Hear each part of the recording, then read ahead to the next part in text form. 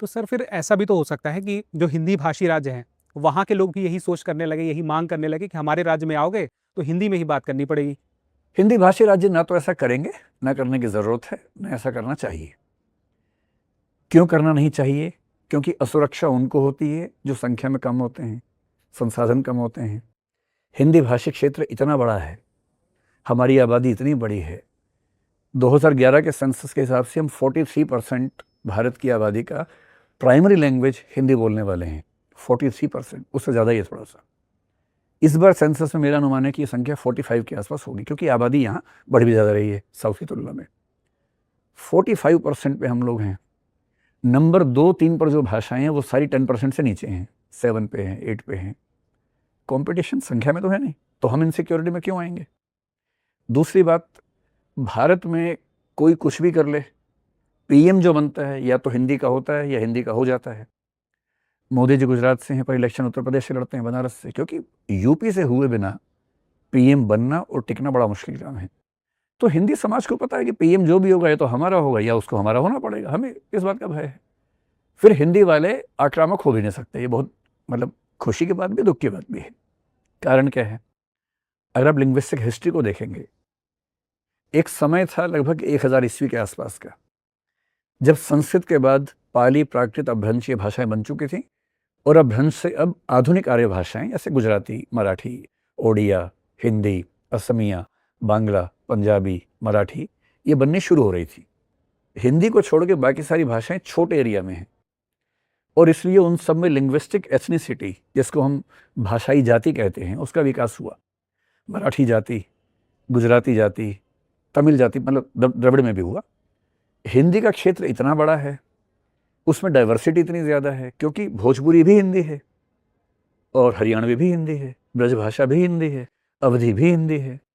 इतनी डाइवर्सिटी है कि हिंदी के लोग एक होकर किसी से झगड़ा करेंगे, स्कोप बनता नहीं है। 2 दिन 4 दिन आप ऐसा कर लेंगे माहौल बना के, पर लॉन्ग टर्म में सस्टेन नहीं कर पाएगा। इसलिए हिंदी जाति का विकास नहीं हुआ। हिंदी के एक बहुत प्रसिद्ध विद्वान हुए डॉक्टर रामविलास शर्मा, उन्होंने किताब लिखी पूरी कि देश की सारी भाषाओं की जातीयताएं बनी, एथनिसिटीज बनी, पर हिंदी जाति नहीं बन पाई, वैसी नहीं बन पाई जैसी बननी चाहिए थी। इसलिए आप देखेंगे कि हिंदी को लेकर ऐसे आंदोलन, ऐसे नारे, ऐसे झगड़े सबसे कम नजर आएंगे। और उसमें ये नहीं कि हम बहुत महान हैं, हम इतने फैले हुए हैं, हमारी संख्या इतनी ज़्यादा है, हमारा राजनीतिक दबदबा इतना ज़्यादा है कि हमारे अंदर से उसकी ज़रूरत महसूस नहीं होती, हमें ऐसा फील नहीं होता कि ऐसा करना चाहिए। जब भारत स्वाधीनता आंदोलन में था तो 2 बातें साथ साथ चल रही थी।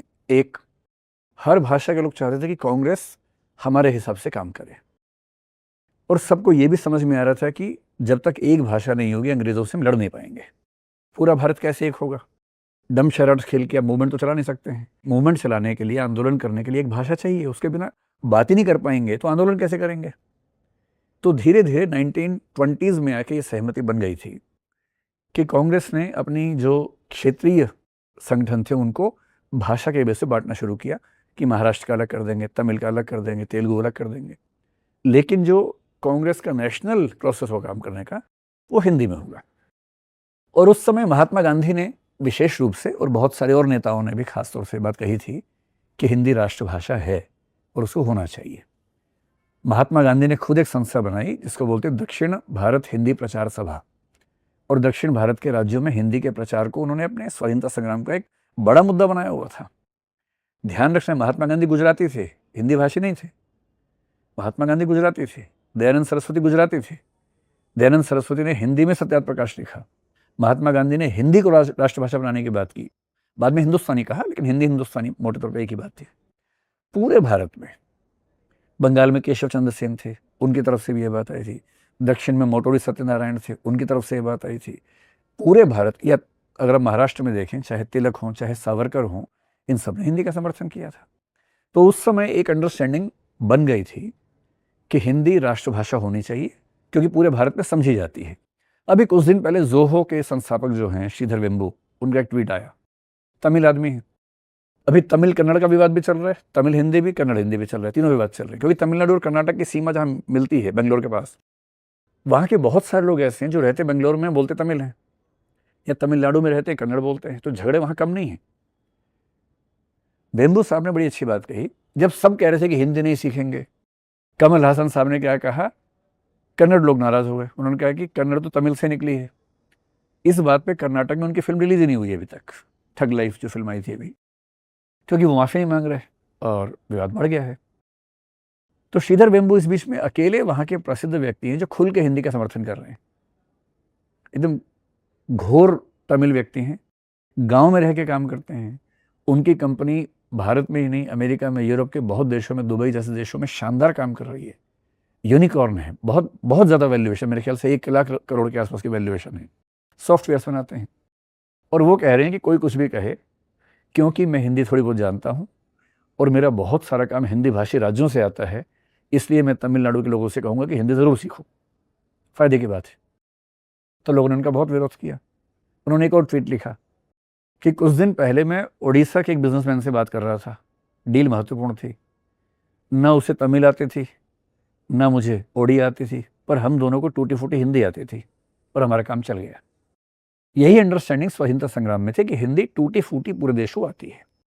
43% प्राइमरी लैंग्वेज भारत की आबादी में हिंदी बोलती है।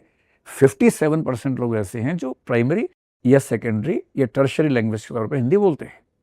69 करोड़ की संख्या थी 2011 में, इस बार ये संख्या 75 CR का आनी चाहिए। तो एक अंडरस्टैंडिंग बन गई थी कि राष्ट्रभाषा बनेगी। आज़ाद हो गए तो सब भूल गए, सीधी सी बात है। जब आप क्राइसिस में होते हैं तब कुछ वायदे करते हैं, क्राइसिस खत्म हो तो वायदे टूट जाते हैं। ऐसे होता ना कि शुरुआती मोहब्बत में जो वायदे किए गए बाद में नहीं चल पाते हैं। शादी के बाद तो कोई नहीं पूछता उसके बाद, क्योंकि अब तो इनसिक्योरिटी खत्म हो गई है। तो जब आज़ाद हो गए और संविधान लिख रहे थे, संविधान सभा में खूब डिबेट्स हुई। एक डिबेट तो थी कि लिंग्विस्टिक स्टेट्स बनाए या ना बनाए। नेहरू जी इस मूड में उस समय थे नहीं कि भाषाई राज्य बने, तो एक दर आयोग बनाया 1948 में और उसने रिकमेंडेशन दी कि भाषाई राज्य नहीं बनने चाहिए। इतना आंदोलन हुआ उस समय कि अंत में एक कमेटी JVP नाम से बनी, जिसमें नेहरू जी थे, पटेल थे और पट्टाभी सीतारमैया थे। फिर एक क्वालिफाइड स्टेटमेंट दी कि भाषाई राज्य अभी नहीं बनने चाहिए, लेकिन आंध्र प्रदेश को बना सकते हैं अगर वो तैयार हो कि मद्रास शहर नहीं मांगेगा। क्योंकि आंध्र प्रदेश में ऐसी हालत थी तेलुगु भाषी लोगों में कि कब दंगा फसाद हो जाए पता नहीं था। वो तो टाल दिया उस समय। लेकिन जिस दिन संविधान सभा में डिबेट हुई राजभाषा वाले प्रसंग पे, जो संविधान का भाग 17 है, आर्टिकल 343 से 351, उसको बोलते हैं ऑफिशियल लैंग्वेज, राजभाषा। 12, 13, 14 सितंबर 1949 को लंबी बहस हुई और 180 पेज की रिपोर्ट इसमें संविधान सभा की रिपोर्ट्स में है। खूब डिबेट्स हुई। अब हिंदी को राजभाषा बनाना है। राष्ट्रभाषा पर तो बात किसी ने की ही नहीं कि राष्ट्रभाषा तो एक मानेंगे ही नहीं। हमारे पूरे संविधान में एक जगह भी राष्ट्रभाषा शब्द नहीं है। So officially there is no national language of India. ठीक, राजभाषा शब्द है, उसके कई आर्टिकल्स हैं। हिंदी राजभाषा मानी गई, थोड़ा डिबेट थी लेकिन फिर सहमति से ऐसा हुआ। देवनागरी लिपि मान ली, इंटरनेशनल नंबर्स माने गए, आर्टिकल 343 में लिखा हुआ है। 351 में, अच्छा, अब नेहरू जी और उनकी तरफ के कुछ लोगों को दबाव ये था कि हिंदी ना दक्षिण के लोगों को आती है। नेहरू जी भी अंग्रेजी में कंफर्टेबल थे, बहुत सारे और भी लोग कंफर्टेबल थे अंग्रेजी में ही। अगर हिंदी बन गई ऑफिशियल लैंग्वेज तो काम कैसे करेंगे? तो संविधान सभा के लोगों ने बहुत इंटरेस्टिंग तरीके से खेल रचा, हिंदी को राजभाषा बना दिया, संघ की मतलब केंद्र की। साथ में एक नियम क्या बनाया, 15 साल तक हिंदी के साथ साथ अंग्रेजी भी राजभाषा के रूप में चलती रहेगी। और 26 जनवरी 1965 को या अंग्रेजी में ये 3 शब्द हट जाएंगे और इन इंग्लिश वो हट जाएगा, and Hindi will be the sole official language of the central government and parliament, ये लिखा हुआ था। नेहरू जी ने मोहरत ली 15 साल की। उनके मन में था कि 15 साल बहुत है मेरे लिए, तो फिर देखा जाएगा जो होगा उसके बाद। कई बार नेताओं को ये भी लगता है ना कि मेरा टाइम निकल जाए। जैसे मैं बच्चों से बात करता हूँ, भाई लड़कियों का आरक्षण यूपीएससी में होना चाहिए नहीं, लड़के बोलते हैं सर 5 साल बाद शुरू हो जाए, कोई दिक्कत नहीं है, अभी ना हो, क्योंकि जब हम निकल जाएंगे उसके बाद हो, क्या दिक्कत है? लड़कियों को क्या लगेगा कि आज ही शुरू होना चाहिए। और नेहरू जी 64 में चले भी गए, 65 की बात थी। लेकिन 1963 में इस बात पे बंगाल में, तमिलनाडु में आंदोलन में बहुत बड़े बड़े, और 1963 में एक नया एक्ट आया जिसने ये लिखा कि 1965 के बाद भी यथास्थिति बनी रहेगी। 1967 में फिर उस एक्ट को अमेंड किया, 75 में नए रूल्स आए राजभाषा के, लेकिन आज तक संविधान के हिसाब से हिंदी राजभाषा है। प्रैक्टिकली इंग्लिश केंद्र सरकार की ऑफिशियल लैंग्वेज है और ये जो पूरा प्रपंच है 1950 में 49 में संविधान सभा में रचा गया था। अब देखिए क्या है, बैलेंसिंग कैसे हो रही। संविधान सभा में वोटिंग नहीं होती थी, आम सहमति से काम होता था। अब 100 लोग कुछ मांग रहे हैं, 100 कुछ मांग रहे हैं, तो क्या बोलेंगे, अच्छा एक लाइन तुम लिखवा लो, एक तुम लिखवा लो, पर वोट नहीं करवाएंगे, सर्वसम्मति से करेंगे। इन्होंने कहा तो लिखवा दिया, हिंदी राजभाषा है। वो बोले 15 साल का टाइम दो, 15 साल लिखवा दिया, बात खत्म हुई। हिंदी वाले नाराज थे कि खेल हो गया हमारे साथ, तो आर्टिकल 351 जोड़ा गया।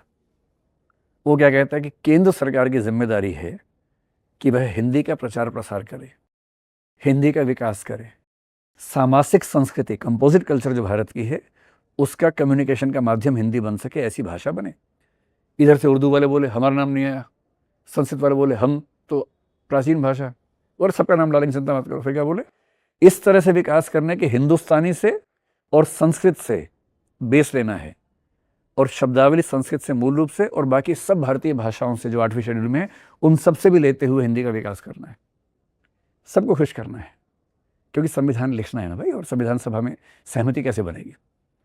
इस तरह से आर्टिकल 351 हमारे डीपीएसपी जो है ना, उन डीपीएसपी को छोड़ देंगे तो संविधान में 2 आर्टिकल्स और हैं जिनको इफेक्टिवली डीपीएसपी माना जाता है। एक 335 है और एक 351 है। 350A को भी आप मान सकते हैं। 350A जुड़ा था 7वें संशोधन से, जब ये लिंग्विस्टिक स्टेट्स बने थे। तो 351 के हिसाब से केंद्र सरकार की जिम्मेदारी है कि हिंदी का प्रचार प्रसार करे। अभी वाली केंद्र सरकार ऐसी कोशिश करती हुई दिख भी रही है। तो जब ये कोशिश करेंगे तो वहाँ से विरोध होगा, स्वाभाविक सी बात है। जहाँ जहाँ इलेक्शन होगा वहाँ विरोध होगा, जहाँ सरकार केंद्र सरकार की पार्टी की होगी वहाँ विरोध नहीं होगा। अभी आप देखेंगे आंध्र प्रदेश में विरोध नहीं हो रहा है, तो वहाँ नहीं होगा क्योंकि सरकार से वहाँ पर अंडरस्टैंडिंग अच्छी है। तो जहाँ जहाँ विपक्षियों की सरकारें होंगी वहाँ विरोध ज़्यादा होगा, सीधी सी बात है।